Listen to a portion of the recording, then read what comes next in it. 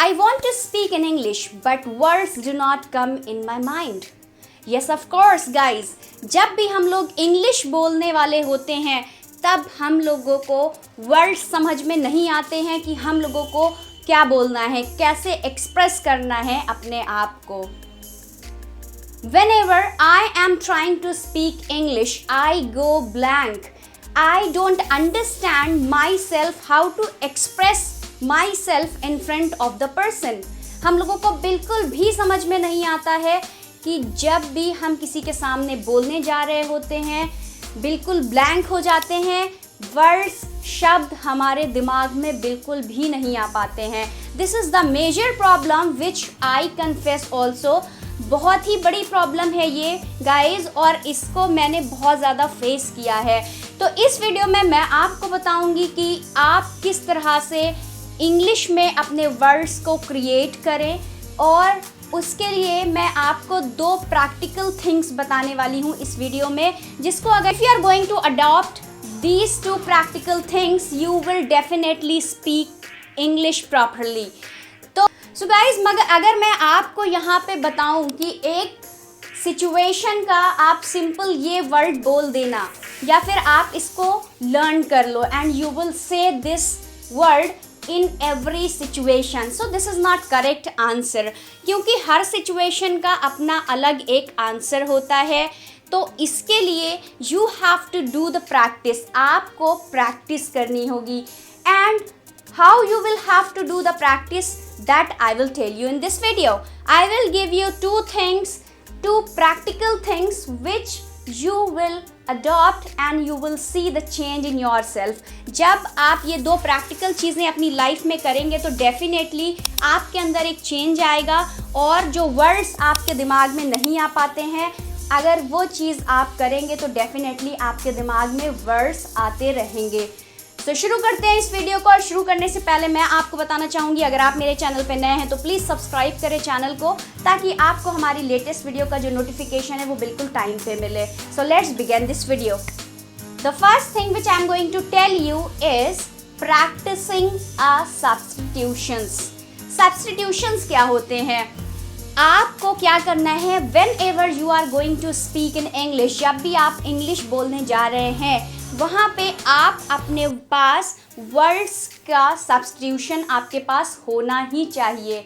अगर मैं आपसे ये कहूँ कि आप ऐसे वर्ड्स को भी अपने पास रखें जो कि आपको अगर कोई वर्ड उस टाइम पे उस सिचुएशन के अकॉर्डिंग आपको अगर समझ में नहीं आ रहा है तो आप उसके बदले में कोई और वर्ड भी यूज़ कर सकते हैं. फॉर एग्ज़ाम्पल मैं आपको बता दूं कि किस तरह से आप सब्स्टिट्यूशन वर्ड्स का यूज़ करेंगे. For example, hi Lisa, fancy to meeting you. This is a word which is appropriate word. ये एक अप्रोप्रिएट वर्ड है जो कि हम लोग यूज़ करते हैं किसी से मीटिंग करते टाइम. हम लोग उसको बोलते हैं कि आपसे मिलके मुझे बहुत ज़्यादा खुशी हुई. अगर आपको ये सेंटेंस या फिर ये वर्ड नहीं आता है तो इसका भी एक सब्स्टिट्यूशन आपके पास है. आप बोल सकते हैं, हे लीसा, नाइस टू मीटिंग यू. तो आप फैंसी की जगह पे नाइस का यूज़ कर सकते हैं, और नाइस के भी बहुत सारे वर्ड्स हैं, सिनोनिम्स हैं जिनका आप यूज़ कर सकते हैं, जिनका आप सब्स्टिट्यूट कर सकते हैं. For another example I would like to give you. The second example is they are living in a deplorable condition. अभी यहाँ पे ये आपका जो मैंने सेंटेंस आपको बोला है, इसका मतलब है कि वो लोग बहुत ही ज़्यादा अच्छी कंडीशन में नहीं है, अपमानजनक या दुखद कंडीशन में वो लोग अपनी ज़िंदगी को गुजार रहे हैं.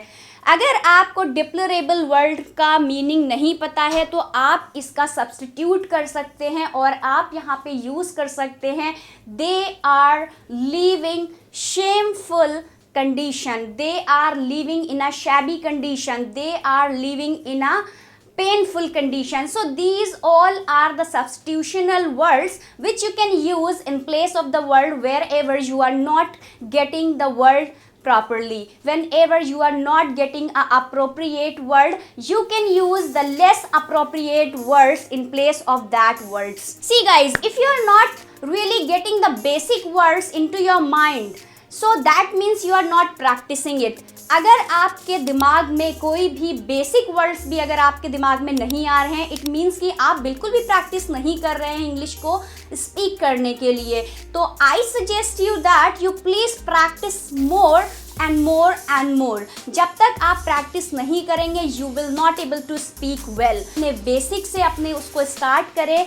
Learn the vocabulary, learn the word which is very commonly used in your life. उसके बाद you will get change in yourself और आप पाएंगे कि आपके अंदर change आया है and you can use many words and it will automatically come into your mind.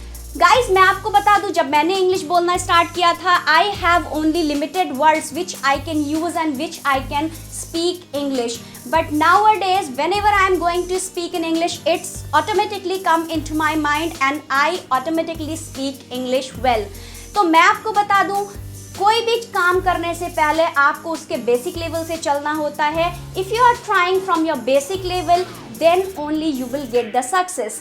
तो आपका मैंने एक प्रैक्टिकल थिंग बताई, जब भी आपको कोई भी चीज़ समझ में ना आए, you will get the substitutional words in place of that appropriate words. Alright, so now I am going to tell you one another thing. अब मैं आपको बताने जा रही हूँ दूसरी practical thing जो कि बहुत ही ज़्यादा important है and I also. So guys, let's see what is the second situation, what is the second practical thing which I am going to tell you is, जब भी आप अपने दिमाग को किसी भी bad situation में डालते हैं तो आपने देखा होगा कि आपका दिमाग कुछ ज़्यादा ही वर्क करता है। डेफिनेटली अगर हम लोगों को बता दिया जाए कि हम लोगों को ये काम करना है या फिर हम लोगों का कोई एग्ज़ाम है, तो हम लोग पाते हैं कि हम उस चीज़ को करने में बिल्कुल पूरी तरह से लग जाते हैं। और तो और अगर हम लोग ये भी सोचते हैं कि अगर मुझे ये नहीं आया, oh my god, if I will not correct in that place so I will fail, if I will not do that, oh my god, so I will fail. तो जब भी हम लोगों को कुछ डिफ़िकल्ट सिचुएशन में हमारा माइंड होता है तो वो पॉजिटिव वे में सोचता है और निगेटिव वे में भी सोचता है कि अगर मैंने ऐसा नहीं किया सो आई विल फेल, अगर मैंने ये नहीं किया सो आई विल फेल। सो इसी तरह से आपको भी अपने दिमाग को, अपने माइंड को, अपने ब्रेन को ऐसी सिचुएशन में डालना है इंग्लिश सीखने के लिए कि आपको इंग्लिश बोलना आ जाए। If you find out any foreigners around you or if you find out some people around you who can speak well, जो बहुत अच्छी इंग्लिश बोल सकते हैं, आप उनके पास जाएं और आप ये सोचें कि ये जो सिचुएशन है, ये जो अभी का माहौल है, और जो पर्सन है वो सिर्फ और सिर्फ इंग्लिश ही जानता है and I have to speak in English only. I don't have anything speak in front of that person. If I am going to speak another thing in front of that person so might be that person will not understand it. तो आपको क्या होगा कि आप उस situation में बिल्कुल बंध जाएंगे और आपको इंग्लिश बोलना ही बोलना पड़ेगा। You have to speak by hook और बाय क्रुक। तो आप ऐसी सिचुएशंस को क्रिएट करें अपने घर के अंदर या फिर you can use your mobile, anything you can use. और तो और वहाँ पे जब भी आपका माइंड बिल्कुल उस सिचुएशन में होगा तो आप पाएंगे कि आप किसी भी तरह से आप इंग्लिश को बोलने की प्रैक्टिस करेंगे, बोलेंगे, whether that words will be correct और not. These two practical things in your life so you will definitely speak well. So guys, I think आपको समझ में आई होंगी ये दो प्रैक्टिकल थिंग्स जो मैंने आपको बताई। पहला तो आपको सब्स्टिट्यूशनल वर्ड्स को क्रिएट करना है, अपनी वोकैब को बढ़ाना है। अगर आप बेसिक लेवल पे हैं तो आप बेसिक वर्ड्स वोकैब्स को सीखें, और अगर आप थोड़े से एडवांस लेवल पे हैं तो वहाँ की वोकैब्स एंड वर्ड्स को सीखें ताकि आपके पास कुछ सब्स्टिट्यूशनल वर्ड्स रहे और आप उनका यूज़ कर पाएँ, आप कभी भी ब्लैंक ना हो। दूसरी सिचुएशन मैंने आपको बताई कि आप अपने माइंड को ऐसे सिचुएशन में डालें कि आपको लगे कि सिर्फ यहाँ पे इंग्लिश ही बोलना है। If I am going to speak another thing, another language, that person might not understand it. Alright, so I hope कि आपको ये दो प्रैक्टिकल थिंग्स पसंद आई होंगी। अगर आपको पसंद आया है वीडियो और आप सोच रहे हैं कि आप ये दोनों चीज़ें अडेप्ट करें, तो आप मुझे कमेंट बॉक्स में बताना बिल्कुल भी ना भूलें कि आप कब से ये दोनों चीज़ें अपने ऊपर अप्लाई करने वाले हैं।